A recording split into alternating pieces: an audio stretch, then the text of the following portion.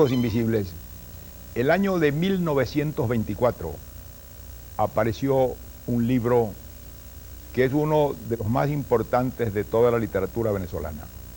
Se llamaba Ifigenia y su autora firmaba Teresa de la Parra.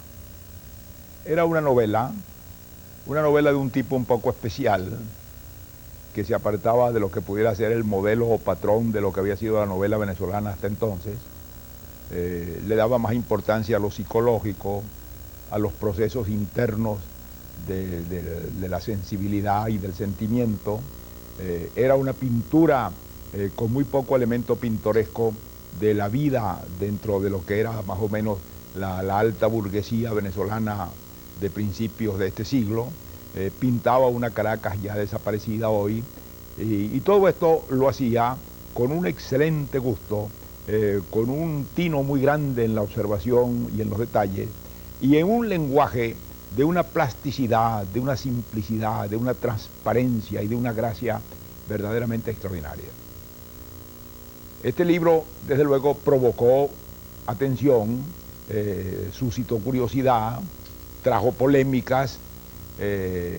Mucha gente pensaba que se caricaturizaba el carácter venezolano, que se pintaba desfavorablemente ciertos rasgos, ciertas costumbres, ciertas actitudes que habían venido predominando en la vieja sociedad venezolana, que era en otros aspectos un poco iconoclasta y atrevido, que se hacía burla de ciertos principios, de ciertas nociones que se tenían por respetables y aceptadas. De modo que todo esto contribuyó a que hubiera un cierto pequeño escándalo local en torno al libro. Pero con todo eso, era evidente que se trataba de un gran libro, se trataba de un aporte extraordinario y que era algo de primera importancia dentro de la historia de nuestra literatura. ¿Quién era la autora de este libro? La autora de este libro, desde luego, no se llamaba Teresa de la Parra, era un seudónimo. Se llamaba Ana Teresa Parra Sanojo. Y Ana Teresa Parra Sanojo era una joven venezolana de familia muy distinguida, emparentada con nombres de próceres de la independencia, con gente que se había caracterizado por ser grandes servidores del país. Su abuelo materno era el gran jurista Luis Sanojo, por otro lado descendía del general Sublet, de modo que ella pertenecía pues a familias tradicionales de lo que había sido la llamada alta sociedad venezolana en el siglo XIX. Y desde luego conservaba, a través de la tradición familiar, de las conversaciones en la casa, de lo que recogía, una especie de historia viviente del pasado venezolano, de lo que había sido la independencia, de lo que habían sido las terribles guerras del siglo XIX. Todo esto no lo había ella aprendido en libros, lo había oído en su casa, lo había oído en el recuerdo de las tías, de las abuelas, de la madre. Y todo esto formaba una especie de trasfondo de su ser, sobre el cual podía establecerse un proceso de elaboración literaria de un modo casi espontáneo. Esta joven había nacido en París. Su padre era en ese momento cónsul de Venezuela en Europa, y ella nació y fue bautizada en París el año de 1889. Luego, más tarde, ya cuando era una niña, fue enviada a hacer estudios en un colegio de señoritas, un colegio religioso en España. Allí pasó varios años y ya regresó a Venezuela cuando se acercaba a los 17 o 18 años de edad, a principios de este siglo. En ese momento ella regresa a una Venezuela muy pacata, muy tradicional, muy pobre, muy limitada. Ella viene de hacer unos estudios en un colegio español, ha pasado por París, donde ya había nacido, trae una visión de la gran ciudad del lujo, de las tentaciones, de la elegancia, y cae en aquella Caracas provincial muy cerrada, muy tradicional, en el seno de una familia muy tradicional. Y de luego todo esto provoca en ella reacciones, desadaptaciones, actitudes críticas, desajustes. Ella tiene otra manera de ver la vida, ella tiene otra manera de entender el mundo, y claro, se encuentra en el seno de una familia muy tradicional que le quiere imponer sus reglas, que le quiere imponer sus principios, y todo esto choca con su sensibilidad directamente. Y en gran parte esto explica el proceso de elaboración de su literatura. Desde luego, en ella hay un don de escritor. Ese don de escritor se ha podido desarrollar de muchas maneras, y comienza por desarrollarse como se desarrollaba en esa época y como se desarrolla por lo general en todas las épocas, por escribir una literatura de evasión, una literatura formalista, escribe unas leyendas muy bien escritas, aprovecha un viaje de una hermana suya al cercano oriente y con los datos que la hermana le escribe inventa un diario de viaje. Y por último, en un concurso de cuentos que celebró un diario del interior del país, ella manda un cuento que se llama La Mamá X, en que ya está un poco definido su carácter de escritora y que desde luego ese cuento merece que el jurado lo considere fuera de concurso y le otorgue una recompensa extraordinaria. Es aquí donde ella se da a conocer. En ese momento era el año de 1922, Teresa de la Parra se acercaba a los 30 años de edad, había vivido una vida segregada, no se había casado. Todo esto configura también un poco un caso muy peculiar, por varias razones. Primero porque era una mujer muy atractiva y muy deseable, era de una familia muy respetada y apreciada, de modo que normalmente ella ha debido casarse, como se casaron sus hermanas, como se casaron sus amigas. Sin embargo, ella no se casa por muchas razones, y entre ellas, pues claro está, por razones muy personales de desajuste con el medio, de desear otra cosa distinta a la vida doméstica que la esperaba dentro de un matrimonio tradicional, y toma el camino de escaparse de eso por la literatura. Y es entonces cuando comienza a escribir estas cosas, en las cuales se revela además un rasgo muy importante. En ese rasgo que se revela es el don de expresión que ella tiene de una manera de lenguaje familiar, sencillo, diáfano, lleno de gracia. Ella era personalmente, yo tuve el privilegio de conocerla y de tratarla, una mujer de un inmenso atractivo personal.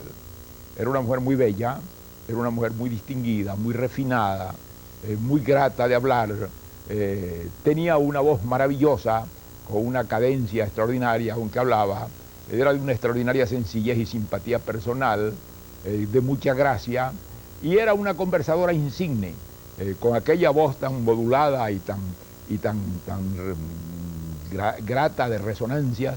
Ella hablaba sin término de todas las cosas, de las modas, de las novedades literarias, de lo que ocurría en París, del último chascarrillo, del suceso social reciente, del comentario que se hacía en los círculos sociales de su tiempo. Todo eso lo hacía con una gracia extraordinaria y siempre estaba rodeada de hombres que la admiraban mucho, que la consideraban como una mujer realmente excepcional, como lo era. Sin embargo, ella pues no se va a casar. Va al contrario a dedicarse a escribir. Y es entonces cuando resuelve escribir esa novela que se llama Ifigenia. ¿Y qué es Ifigenia? Ifigenia es un poco el retrato de ella. Desde luego no es un libro autobiográfico, no podía serlo, y sería absurdo pensar que ese es el caso de ella. Pero en el fondo sí lo es. ¿Qué es Ifigenia? Es la historia de una joven venezolana de comienzos de este siglo que regresa al país después de haber pasado en Europa parte de su juventud y que sufre esa especie de choque de regreso, de desajuste cultural, en que cae en una familia muy tradicional, que es su familia, donde todo lo que ella piensa choca y escandaliza, donde ella no puede aceptar pasivamente lo que se le quiere imponer, donde hay un conflicto latente continuo, y todo ese conflicto pues se manifiesta en la forma en que podía manifestarse, es decir, en una protesta muda, a veces no tan muda, en un desajuste, en una especie de rebeldía tácita en que ella va a estar colocada. Hasta que resuelve trasladar eso a la literatura y entonces pintar ese caso en términos novelescos. Y entonces cuando escribe Ifigenia.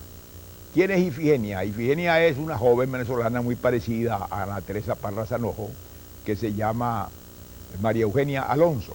Y María Eugenia Alonso viene de Europa, como llegó ella cuando regresó después de su educación, cae en un medio tradicional y es el conflicto de ella con ese medio lo que pinta la novela.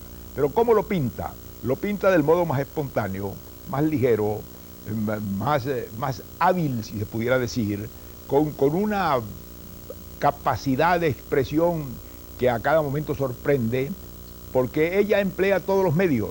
Ella vive y describe una casa venezolana tradicional, donde están su abuela, donde están sus tías, donde están los parientes que vienen de visita y los amigos, donde está todo el ambiente de la ciudad que se refleja, una ciudad pequeña, pacata, tradicional, y al mismo tiempo están los criados.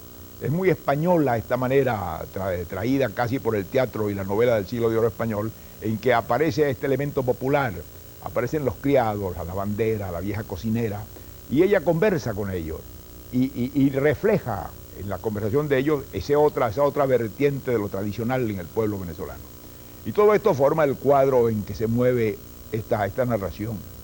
Esta narración se compone de varias partes. Comienza primero con una larga carta que ella le escribe a una amiga que ha dejado en Europa, una compañera de estudios, que se llama Cristina de Iturbe, y en esa larga carta, que ocupa casi un tercio del libro, ella le narra su regreso a Caracas, lo que ella ha visto de la vida de Caracas, la gente que conoce, las personas de su familia, los criados, es decir, le hace una pintura de una gran gracia, de una gran frescura, de un tino y de un equilibrio realmente excepcionales. Y luego pasa a un diario que ella va llevando, y ese diario describe cómo ella se encuentra en una situación que era evidente que se iba a plantear, la situación que se le planteaba a una mujer de su clase en su tiempo. Es decir, entre el matrimonio de conveniencia que su familia piensa que debe hacer y le tienen candidatos para eso, y que son generalmente hombres pues respetables o apreciables, pero que no, ella no siente por ellos la menor atracción, y en cambio un hombre que sí la atrae, pero que es un hombre menos recomendable y menos digno de aprobación por la familia, que es Gabriel de Olmedo. De modo pues que entre esos dos polos se juega esa especie de juego de rebeldía y de búsqueda de su salida.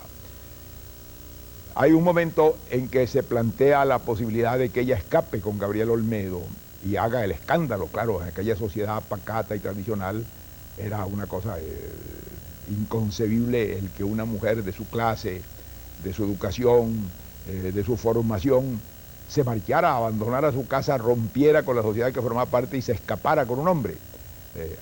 Ocurrió algunas veces, pero desde luego era una cosa de tal magnitud, una ruptura de tal tamaño que metía miedo en una mujer que pudiera siquiera pensarla, y una mujer de la clase, de lo que ella representaba y de la educación que ella había tenido.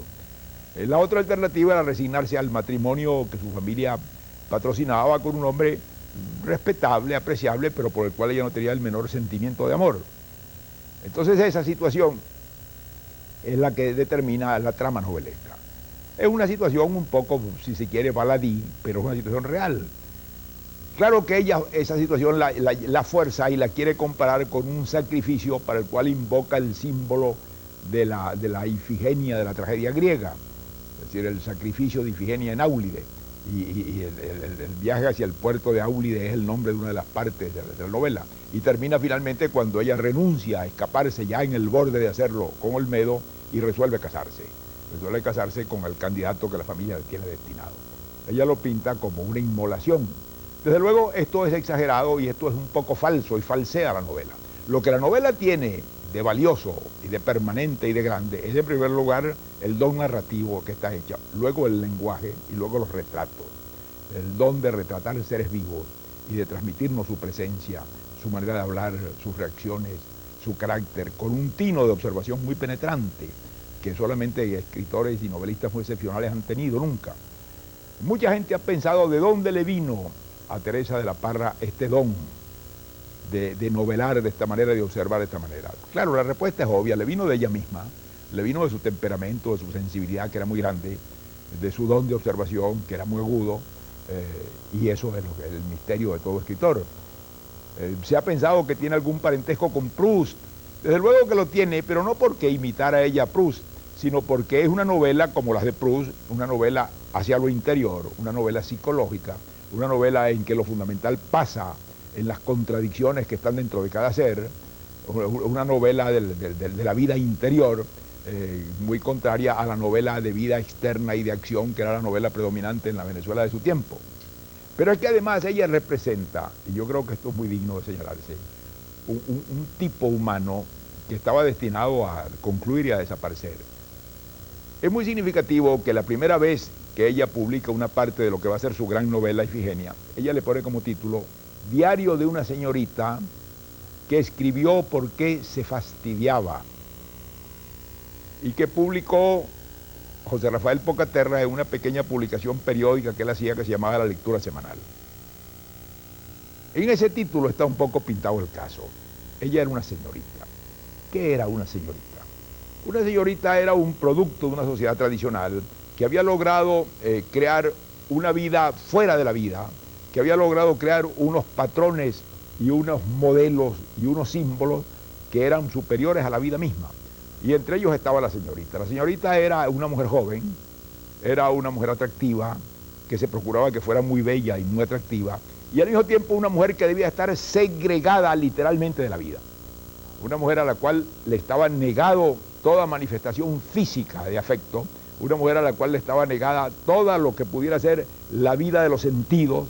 En todo caso debía esconderlo y debía ocultarlo porque eso era inadmisible, y por lo tanto era un ser artificial completamente y un ser que estaba destinado a penetrar en la vida con los ojos vendados, es decir, a chocar contra la vida, a incorporarse a la vida, a tomar decisiones fundamentales con un conocimiento casi nulo de lo que era la realidad humana y la realidad social, porque así lo querían las tradiciones, porque así lo querían los principios recibidos, porque así lo quería lo que pudiera llamarse el modelo de patrón social aceptado por aquel grupo al que ella pertenecía. Y eso es lo que ella siente que es, pero ella lo siente en rebeldía, de modo que es un poco, yo lo he dicho alguna vez, ese concepto de la señorita era una especie de producto del barroco. El barroco tradicional, que llega a ser un estilo de arte y que más que un estilo de arte es un estilo de vida y que predominó en el mundo hispánico prácticamente desde el siglo XVII en adelante, es el gran arte de lo artificial. El gran arte en que lo artificial reemplaza a lo natural, en que lo natural está completamente eliminado y se crea un juego artificial de formas, de equilibrios, de imaginaciones que no tienen nada que ver con la realidad, sino con una especie de sobrerealidad que ellos han creado y que está en la decoración barroca y está en la sociedad barroca. Y una de las flores del barroco, uno de los grandes productos del barroco es ese ser extranatural, fuera de lo natural, totalmente artificial, tan artificial como un estípite de columna, que es la señorita. Y eso lo siente Teresa de la Parra, lo siente Ana Teresa Parra Sanojo, y eso es lo que refleja en su gran libro. Claro que cuando ella escribe este libro se le plantea el problema de que no basta una confesión tan valiosa y tan importante como la que ella hace y una revelación como la que ella hace de un tiempo y de una sociedad y una realidad, sino que tiene que darle una redondez de novela. Alguien decía una vez que la gran desgracia de las novelas es que tienen que hacer sentido, es decir, es que tienen que tener una lógica, y la vida no tiene lógica. La vida no se parece a las novelas o las novelas no se parecen a la vida por eso muchas veces.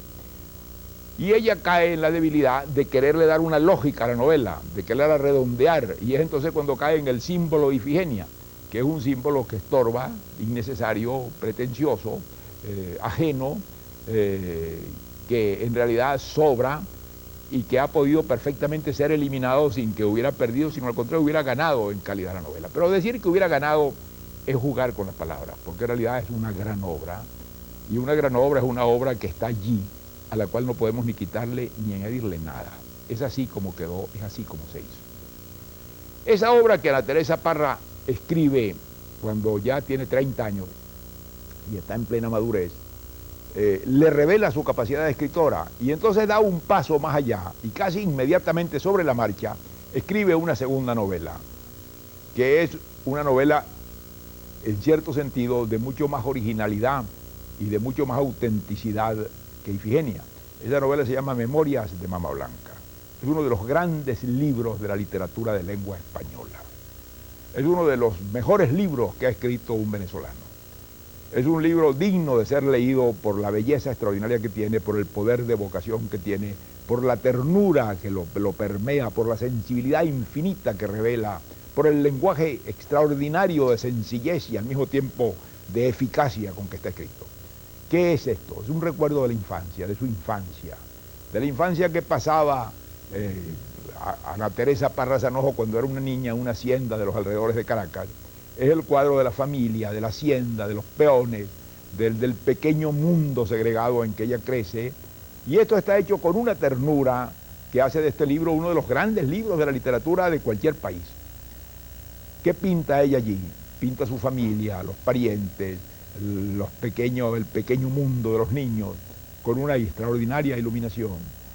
pinta además los seres que las rodean, los criados, como ya lo había hecho en Ifigenia, pero aquí lo hace con una ternura mucho más grande. Y allí aparece uno de los grandes personajes de la novela venezolana, que es un peón un poco que hacía de todo en la hacienda, que se llama Vicente Cochocho, que había sido medio guerrillero, que era el hombre de confianza en la casa para todas las cosas, que era a quienes ellas, las niñas, le hacían sus encargos para que él les buscara frutas y les buscara pájaros. Y ese retrato de Vicente Cochocho es una gran creación literaria. Es una de las cosas más tiernas y penetrantes que se han hecho sobre el campesino tradicional venezolano. Sin ninguna concesión a lo pintoresco, con un buen gusto contenido y con una penetración para el retrato que hace que esa sea una figura inolvidable, sea una de las grandes creaciones de la literatura venezolana y de la literatura de lengua española. Este libro de tal equilibrio, de tanta hermosura, de tan lograda gracia, es la obra final de Teresa de la Parra. Teresa de la Parra va a tener una vida breve y una obra breve. Su obra en realidad se reduce a esos dos libros, a Ifigenia y a las memorias de Mamá Blanca. No deja de doler pensar que aquella mujer había encontrado una veta, había hallado una vena, y que esa vena era la de reconstruir ese mundo al que ella había pertenecido y que lo había logrado en gran parte en Ifigenia y que logró con una plenitud extraordinaria en Memorias de Mamá Blanca, y que ahí estaba su camino. Pero por uno de esos casos increíbles ella se desvía de ese camino. En los años finales de su vida van a ocurrir dos cosas que tienen mucha importancia. Lo que le queda por vivir era poco. Ella va a morir el año de 1936 a los 47 años de edad. El año de 1931 se le descubre una lesión pulmonar, tiene una tuberculosis, y esa tuberculosis terminaba por matarla muy brevemente. La va a matar en 5 años, en 4 años con alternativas. Buena parte de ese tiempo lo va a pasar en un sanatorio en Suiza, recluido. Pero antes ha hecho algunos viajes de regreso a América, ha estado en Venezuela, vive en París principalmente. Ha hecho un viaje a Colombia que fue un viaje apoteósico. La visita que Teresa de la Parra hizo a Bogotá fue una visita de jefe de Estado. Las escuelas salían a las estaciones del ferrocarril a recibirla. Bogotá entera se movilizó para aplaudirla. Allí dictó 3 conferencias de una extraordinaria belleza sobre el papel de la mujer en la hechura del mundo americano, en la conquista, en la colonia y en la independencia. Hecha casi todo a base de sus recuerdos personales de familia, que también tiene toda la gracia de su evocación. Pero luego, por un desvío increíble, ella se le ocurre o alguien le hace pensar en que ella debe escribir una vida de Bolívar. Esto era sencillamente un error. Teresa de la Parra no era una mujer para ser, ni un escritor para dedicarse a hacer una biografía de Bolívar, que es un trabajo totalmente de otro tipo. Era una mujer para seguir trabajando sobre sus recuerdos, sobre sus evocaciones, sobre el mundo propio de ella, donde ella se había formado, y no para escribir un libro de crítica histórica, de análisis de hechos del pasado. Y esto hace que se desvíe en esos años finales de su vida, que se entierre en una búsqueda de documentos y de papeles sobre Bolívar, y que desgraciadamente no haga lo que ella tenía que hacer, que era continuar la veta de Ifigenia y de Memorias de Mamá Blanca. El libro de Bolívar no lo va a escribir. Las 3 conferencias de Bogotá es lo último que nos queda de ella. Y luego lo que viene es el periodo de su enfermedad, de su decadencia, hasta que finalmente el año de 1936, en Madrid, porque ella se marcha luego a España, un poco huyendo de sí misma, un poco buscando desesperadamente una salida a aquella vida que se le iba agostando y se le iba acabando, muere en Madrid en abril de 1936.